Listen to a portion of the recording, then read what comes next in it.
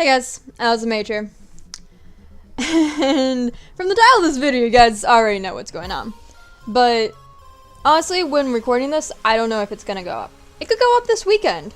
It could go up next year. I could re-record this entire thing and put up the same video, but more recent edition of it sometime yonder in the future. We're gonna cut out real quick while I make sure that this is actually recording. And my Spotify did not repeat the songs that I wanted it to repeat. Stay on repeat. Thank you. Alright, we're back. Actually, fun fact, you can kind of make out my music through the headphones, because the mic there, it's coming through here and the mic's right there.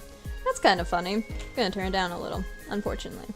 This isn't all about the Me Too movement. Like, it's focused around that, but it's more so just another vlog. Like all my vlogs. But, TLDR, I'm a survivor. I've been through that shit.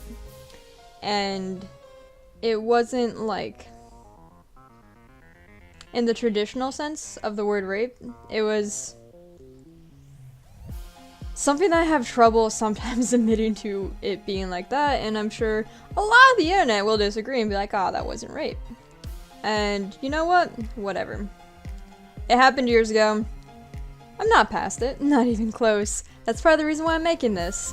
But yeah. Pretty much what happened was that I was in a relationship where I didn't want to have sex, but if I refused, I would have a lot of mental abuse thrown my way. So I took the physical pain over the mental pain and called it good at the end of the day. May I ask, why did I not, like, dump that dude right then? He was my only friend. It was during a time where I was very much alone, and partially because of what he did. And if I felt like if I left him, then I'd have no one. And it didn't register to me then that what was happening was wrong. Like, yeah, I was like, this is shitty. But it wasn't like, this is inherently wrong and bad. It didn't get to that point to me mentally until a year after it happened. I went the entire next school year not even, like, acknowledging that there was anything wrong with that part of the relationship. Like, I acknowledged that there was things wrong with other parts, but just didn't register that part. And it's part of the reason the last two of my relationships ended. And that's shitty, but who knows, they may have ended either way. It's hard moving forward. It's hard thinking that I'll ever have a normal relationship, because so the way that you get over PTSD, or like work towards getting over PTSD, because you never actually are over it, like, this is something I'm going to be living with for the rest of my life. My therapist basically said that today, is that, yeah, you're going to have flashbacks and attacks, and those are just not going to go away. It's like, oh wow, thanks! That's exactly what I wanted to know. But one of the ways that you do it is that if you have a partner, you just kind of push the boundary until you start freaking out, then you go back to a safe place, then you push the boundary just a smidge. Not as far as the first time, just a smidge, to start rewriting the synapses in your brain to register that not as a danger, but as a safe place. And because I had to break up with my boyfriend because of this, I just couldn't handle it. I don't have that method anymore. So this is why I don't know when this is going up. So I have a friends with benefits now. I don't think it's a problem. I don't think those types of situations in general are bad. And the great thing about this is that there's none of that implicit trust. In a relationship, you're expected to trust each other, especially when it's been going on for a few months. And a lot of the times with partners, when it gets to the point that there's PTSD flashback, they're like, oh, you don't trust me. Or like, even if they don't say that, I just feel like that's what's happening. It's not a great feeling. So, but with this, it's different. Because we're not dating. There's none of that implicit trust that's implied that I feel like should be there but isn't. It's just sex. And what ended up happening is that I was hanging out. We weren't even doing anything. And there was just a situation that was too similar to what I'd gone through that I just had to shut down. And that was 2 days ago, and I'm still freaking out a little bit. So yeah. Some words for you if you are also a survivor, I guess. Not that I'm an expert in this field. But a lot of people like to say, don't worry, it'll get better. And while, yeah, there's going to be, it's going to be better, but it's never going to be perfect. You're going to have to make compromises with yourself. And that's tough. I'm not good at it. I've been working on this for a while now. And I just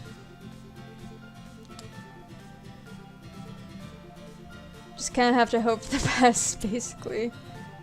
Not every situation that you're in, again, is ever going to be like that, and it's actually pretty rare. I think it's pretty rare. I could look up stats and just, like, throw them in the video somewhere.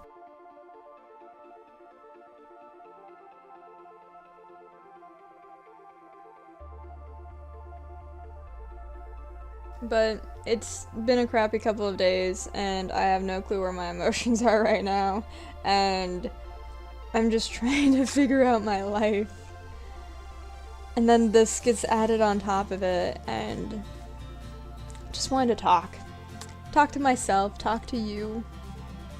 And to be fair, it's not always this bad. It doesn't always last for days. It just, when it's bad, it's bad. Most of the time, it's, I can push the boundary and everything will be fine and I have control of the situation. And this was just a situation where couldn't go back to that baseline of safety because the situation was out of both his and my control. So, yeah. And this might not be a way for everyone to cope with it and to work towards it. God knows if you tried telling me to try this like a year ago, I'd be like, no. But a year ago, I was still in my first relationship since the thing happened. I need to do a lot of self-work, and I need to figure out if I even want relationships still. It's like part of me is like, why go through all of that work for like a slim chance of it actually lasting for any significant period of time? I can adopt a kid by myself. Life sucks. And it sucks that you just have to deal with the fact that life sucks. But hey, maybe one day it'll be years between any attack. Right now it's weekly for small ones. Ones that I can get through without even telling my partner that shit's going down. That's how I survived the past 2 relationships without feeling like I was a nuisance all the time. Is that I just did the work by myself of trying to recover.